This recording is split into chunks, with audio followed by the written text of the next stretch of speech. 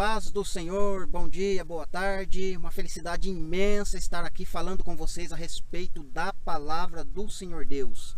Felicidade imensa porque está se aproximando um tempo ao qual todos aqueles que confessam a fé em Jesus Cristo aguardam, uma redenção, aguardam uma transformação geral, uma transformação onde todas as coisas nunca mais serão as mesmas, Então por isso é uma felicidade imensa.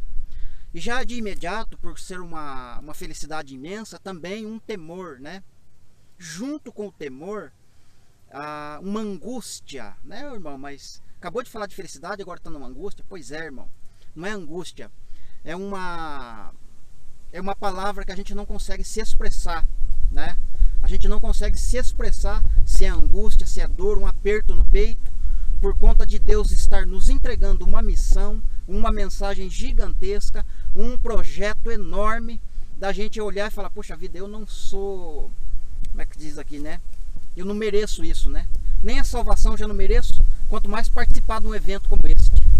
Queridos, está uma ventania brava, uma ventania mesmo, Inclusive estou gravando aqui meio longe do telefone, porque eu quero testar o equipamento, Estou aí numa distância de 3 a 4 metros de distância do aparelho e fazendo essa gravação eu quero ver como é que vai ficar o áudio, para que a gente possa estar fazendo futuras gravações em campo aberto assim, para a gente ter mais contato com a natureza, Vocês não ficar vendo tanto de perto a minha cara, Tá certo? De repente a cara não agrada muito, então a gente fica um pouquinho de longe, um pouquinho da paisagem, assim vocês podem apreciar a paisagem aqui da região onde eu moro. Muito bem. Então, queridos, que nem eu estava falando no início, é uma alegria por fazer parte, de estar envolvido no projeto, na obra de Deus, e saber que está perto por conta dos estudos, por conta das meditações, mas ao mesmo tempo, quando a gente quer passar essa alegria, esta mensagem, esta proposta que Deus nos colocou diante de nós, por meio da palavra dele, as pessoas fazem pouco caso, as pessoas rejeitam, as pessoas não querem saber dessa palavra. Então, por isso que dói, entende? É angustiante. É decepcionador, entende? E assim a gente entende como os profetas viveram, a gente consegue compreender o que os apóstolos passaram quando eles tentaram aplicar sua palavra na íntegra, E as pessoas não aceitavam. Então, queridos, é nesse sentido que eu estou falando, que tem uma tristeza no coração, tá bom?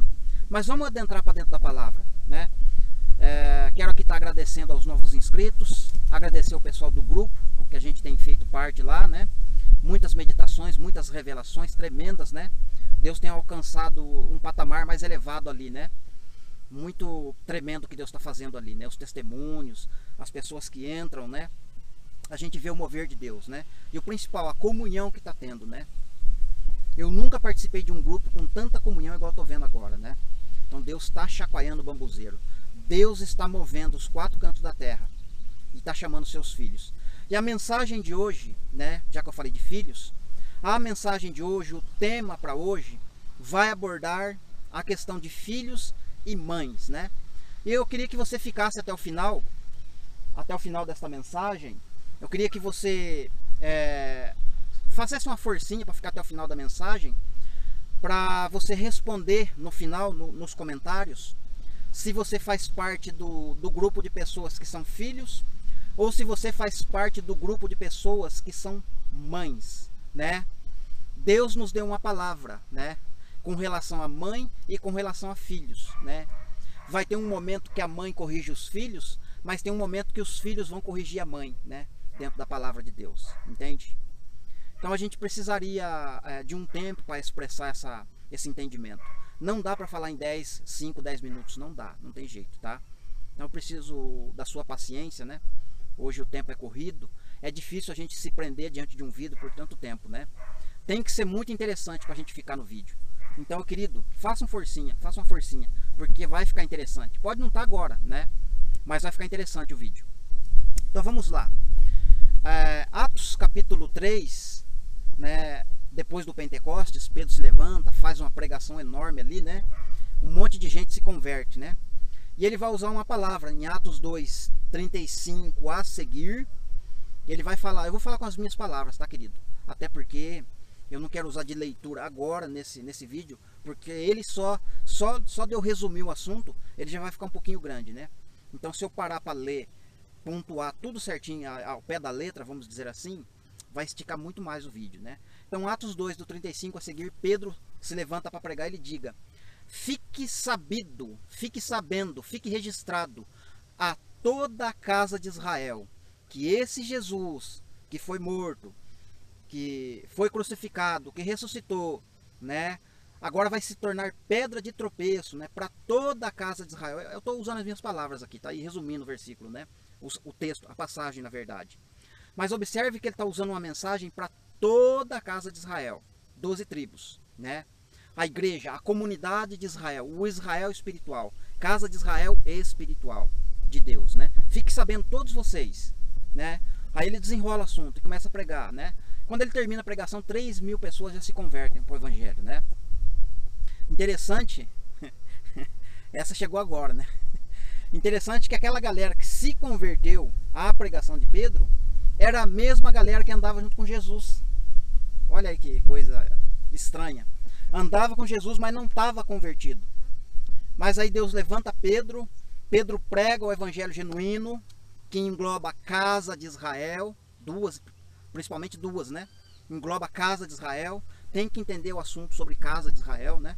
É importante isso. Então, quando ele mencionou casa de Israel, falou algumas coisas relacionadas à casa de Israel, 3.000 almas se converteram. A pergunta que eu faço é: por que a galera não se converteu na época de Jesus? Porque o Espírito Santo não tinha vindo ainda? O próprio Jesus estava ali, entregando a mensagem. E Jesus citou, né, esses textos, né? Citou. Então, é importante compreender isso, tá? Entendeu isso? Vamos seguindo aqui.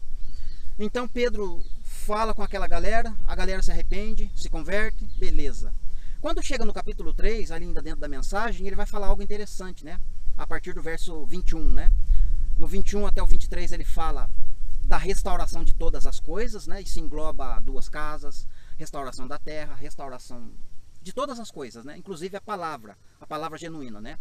A palavra genuína vai ser restaurada por completa, como ela originou, né?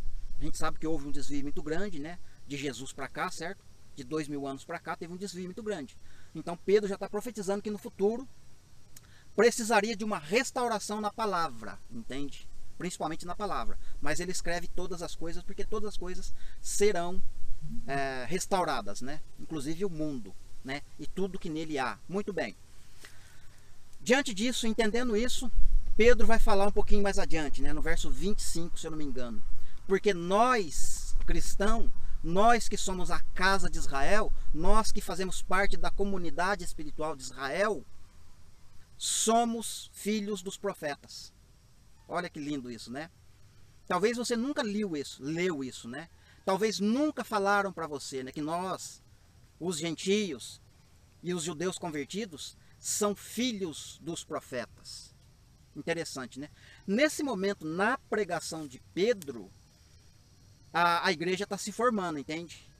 É a mãe que está se formando ali, entende? O início da igreja, né? Tá certo? Então, naquele início de pregação, quando levanta os apóstolos, todos eles, é como se a mãe, né? O início, né? Onde está originando a igreja, vai repreender os filhos que vão nascer posteriormente, que somos nós, entende? Ou dentro da linha do tempo para cá, né?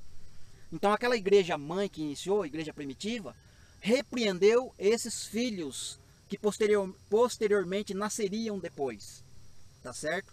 Então eles repreenderam, ok. Entendeu essa parte? Beleza. Acontece que Pedro tirou essa frase, né, nós somos filhos dos profetas, de algum profeta, né? Não foi revelação do alto, uma revelação que veio especificamente para Pedro naquele momento. Como quem diz, né, uma revelação que não está escrita em lugar nenhum, né? Aliás, toda a revelação tem que ter base bíblica, né, nos profetas e nos salmos, né? O próprio Pedro escreve isso na carta dele, né? Tá certo? Né? Se as pessoas não falarem a respeito da lei, concernente aos profetas, né, e do testemunho de Jesus, jamais verão a alva. Capítulo 3 de Pedro, se não me engano, tá? Então é preciso falar desta forma. Então Pedro tirou dos profetas, entende? O detalhe é que Pedro, o escritor aos Hebreus, no capítulo 2, também vai usar essa frase, né? Só que o escritor dos Hebreus já vai dar uma dica maior para nós. O escritor dos Hebreus no capítulo 2, leia o capítulo todo, tá? Não pega um verso isolado não, tá? Contextualiza o capítulo todo. Entende? Se encha daquele capítulo, tente extrair o máximo de informações que tem no capítulo 2, né? E aí ele vai falar em determinado ponto. Eis-me aqui está nos profetas, né? Alguém disse isso nos profetas. E é o próprio Jesus que falou isso, né? O próprio Jesus falou isso lá nos profetas, em vários deles, né? Não só um profeta. Quando o escritor dos Hebreus fala, eis-me aqui com os filhos que o Senhor me deu para sinais em Israel, aí ele está citando o profeta Isaías capítulo 8, né? Porque no capítulo 8 de Isaías, né? Isaías é um profeta messiânico. Isaías disse, né? Através da palavra que foi escrita, né? Por ele, né? Eu tive 2 filhos, né? Um resto voltará e o outro se chama rápido despojo e presa segura. 2 filhos. Esses 2 filhos, né? Isaías, lendo Isaías 7, 8 e 9, você vai entender isso, tá? Tem que entender os 3 capítulos, né? Mas no capítulo 8 está a chave. Esses 2 filhos que o Senhor me deu, um resto voltará e rápido despojo e presa segura, servem de sinais para Israel, entende? Guarda a informação. 2 filhos de Isaías, né? Mas Isaías, o profeta, não pode ter filhos sozinho. Ele tem que se relacionar com uma mulher, entende? Então Isaías vai ter relacionamento, vai se casar com uma profetisa, né? Lá no início do capítulo 8, né? Aliás, antes dele falar que vai ter com a profetisa, ele ainda escreve, né, no versículo 1, já de primeira mão, né? Deus falando para o profeta, escreve numa tábua em letra bem grande, porque até quem estiver de longe passando vai entender o que está escrito, né? Deus quer destacar algo ali, né? Escreve em letra bem grande o que eu vou passar para você agora, a partir de agora, né? Até quem estiver de longe vai perceber o que está escrito, né? A respeito dos 2 filhos. Então Isaías vai ter com a profetisa. Mas quem que é essa profetisa? O que ela profetizou? O que ela fez dentro da vida do profeta? Você pode ler o livro inteirinho, você não vai encontrar vestígios dessa profetisa, da esposa dele, na verdade, né? Você não vai encontrar, porque a profetisa é a própria igreja, entende? É a igreja que vai profetizar. A igreja é a mãe dos 2 filhos que vão nascer, rápido despojo e presa segura, entende? Esses 2 filhos vão servir de sinais e maravilhas para Israel. Está começando a entender, né? Então por isso que Pedro escreveu, né? Nós somos filhos dos profetas. Quais? Isaías e a profetisa, né? E o interessante é que o profeta Oséias também vai se casar com uma mulher prostituta e vai ter filhos de prostituições com elas, né? E vai ter o mesmo desenho, o mesmo rascunho que eu estou falando aqui, você vai ver lá no profeta Oséias, né? A mesma mensagem, entende? E daqui a pouquinho a gente vai para lá. Então, essa profetisa, né, vai conceber e vai dar 2 filhos, né, para Isaías, né? E o nome é rápido despojo e presa segura. Ok. Um resto voltará e o outro rápido despojo e presa segura. Esses 2 filhos vão servir de sinais para Israel. Mas na época que Israel falou e antes de Jesus voltar, esses 2 filhos de Isaías não fizeram nenhum sinal. Nenhum. Mostrando que a profecia não se cumpriu na época de Isaías e nem na época posterior a ele. Nem na época de Esdras e Neemias, nem de Zacarias, nem de Malaquias. Não se cumpriu. Apontando isso para um futuro. Porque se a esposa de Isaías é a figura da igreja, quem vai ter esses 2 filhos é a própria igreja, entende? A igreja vai ter 2 filhos e esses 2 filhos vão ter que fazer sinais para o Israel da carne, que na época de Isaías não creu nele. Na época de Jesus também não creu nele. Hoje não está crendo em Jesus. Mas vai chegar uma hora que esses filhos vão se manifestar. E aí vai servir de sinais para Israel. E Israel vai ter os seus olhos abertos. Isso na última semana, né? Ok. Entendeu essa parte? Né? Eu quero ir pausadamente porque é tremenda essa palavra. É tremenda. Entendeu essa parte? Vou fazer uma pausinha aqui. O equipamento escreveu algo ali, né? Tá dando superaquecimento. Eu tô na sombra. Alguma coisa está trabalhando errado ali. Então entendeu essa parte? A esposa de Isaías, que é uma profetisa, é figura da igreja. O próprio Isaías é como se fosse o Cristo, entende?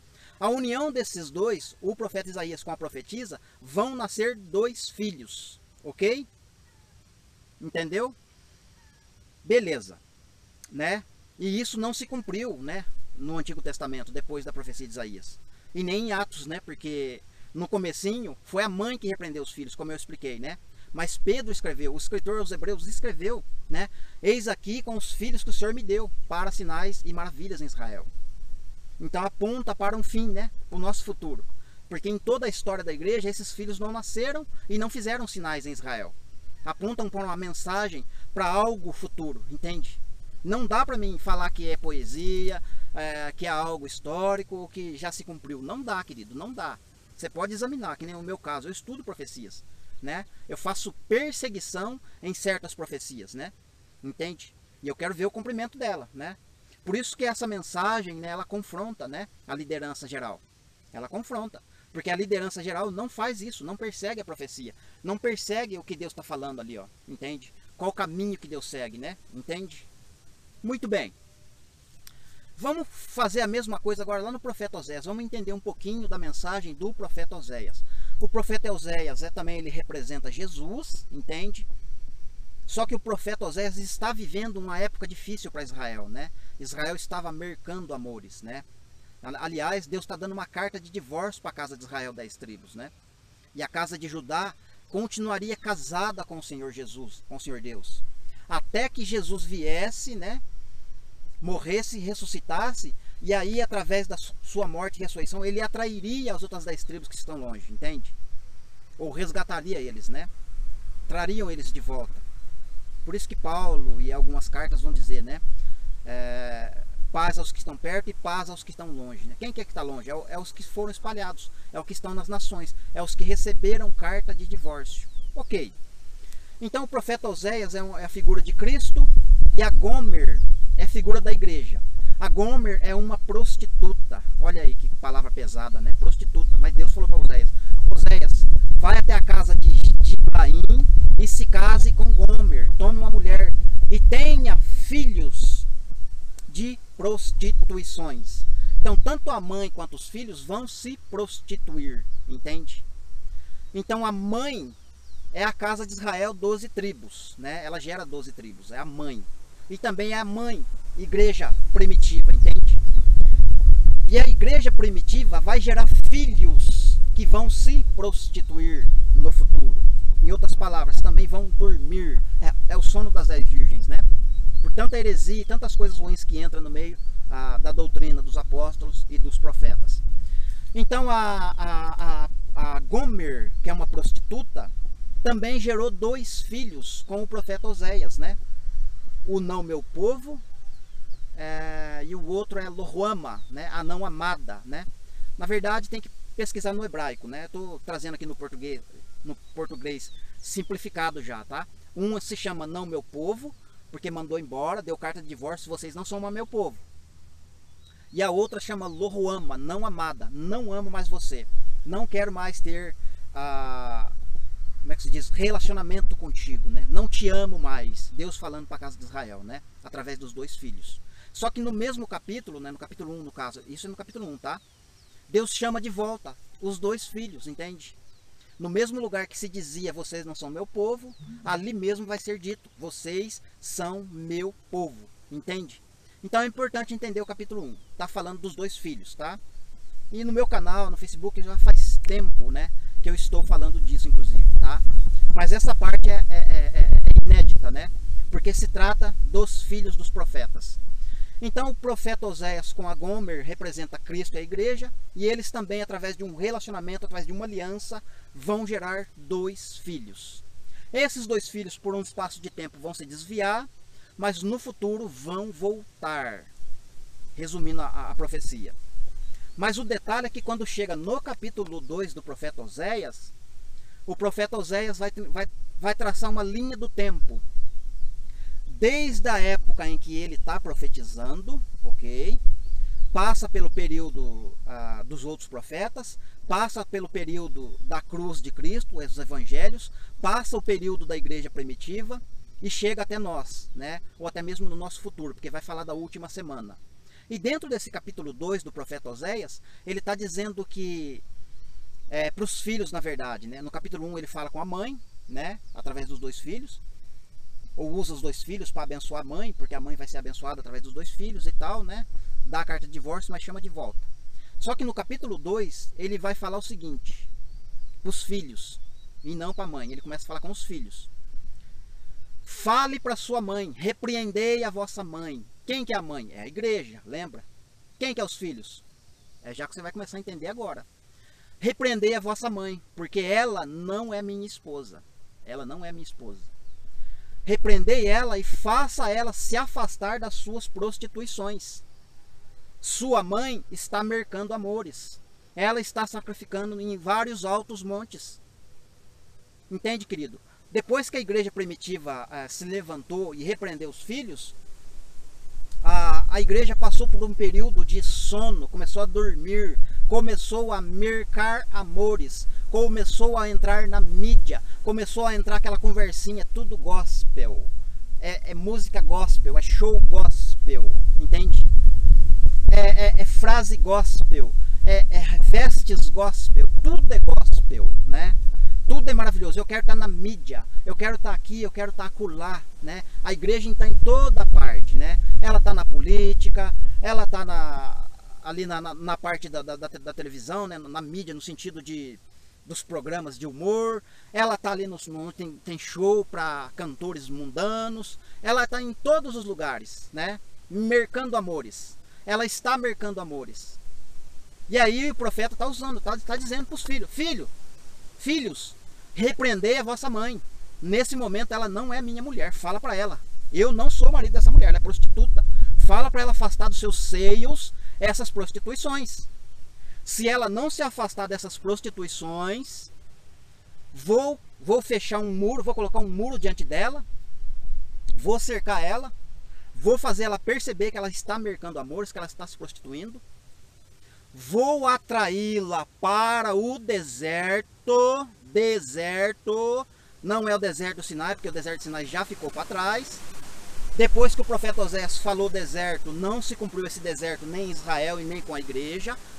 Então fica subentendido que tem um deserto para o futuro, para a mãe e para os filhos. Deserto. Fala para ela que eu vou atrair ela para o deserto. E lá eu quero falar no coração dela. Lá eu quero falar no coração dela. Ezequiel 20, do 34 ao 38. Vos conduzirei para os desertos dos povos, e ali entrarei em juízo convosco, fazendo vocês se submeterem à minha aliança. E aquela aliança de Ezequiel 20 não está falando da aliança do Sinai. Tá? Está falando da aliança no futuro. A aliança que Deus faria com a casa de Israel e casa de Judá. Não está falando da aliança do Sinai. É a nova aliança, aquela que foi feita com sangue, né? Por que Deus vai querer submeter alguém no futuro, através do profeta, debaixo da aliança mosaica, da aliança do Sinai? Qual o sentido disso? É a aliança com sangue, a aliança do Messias. É essa que nós fazemos parte hoje. Vos conduzirei para o deserto dos povos, entrarei em juízo convosco face a face. Deus vai entrar em juízo face a face com Israel da carne? Como assim? Para que Deus vai levar Israel da carne para o deserto? E detalhe, vai falar no coração e ainda vai proteger, porque vai ser no momento em que o anticristo vai estar reinando ali, se levantando. E detalhe, o Israel da carne vai estar fazendo aliança com o anticristo nesse momento. Como que Israel da carne vai fazer aliança com o anticristo e ao mesmo tempo se casar com Deus no deserto? Ou entrar em juízo com Deus em face a face? Como que você vai explicar isso? Então o profeta Oséias está falando de um deserto futuro para Gomer e seus filhos, igreja e os filhos, né?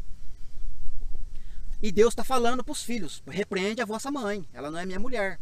E lá no finalzinho do capítulo, aí Deus termina, né? Uns 4, 5 capítulos ele repete. Mas naquele dia, no dia do deserto, lá eu vou afastar dela todos os ídolos, todos os balaíns, eu vou arrancar todos os ídolos da boca dela. Ela não vai falar mais meu Baal, mas sim ela vai dizer meu marido. E lá eu desposá-la-ei com fidelidade e justiça perpétua. Desposá-la-ei com benignidade. Desposá-la-ei com tantas coisas maravilhosas. É Israel da carne que ele vai fazer isso? Não, é com a igreja, querido. É com a igreja, com nós, conosco. Mas a mensagem é para os filhos dos profetas repreender a vossa mãe.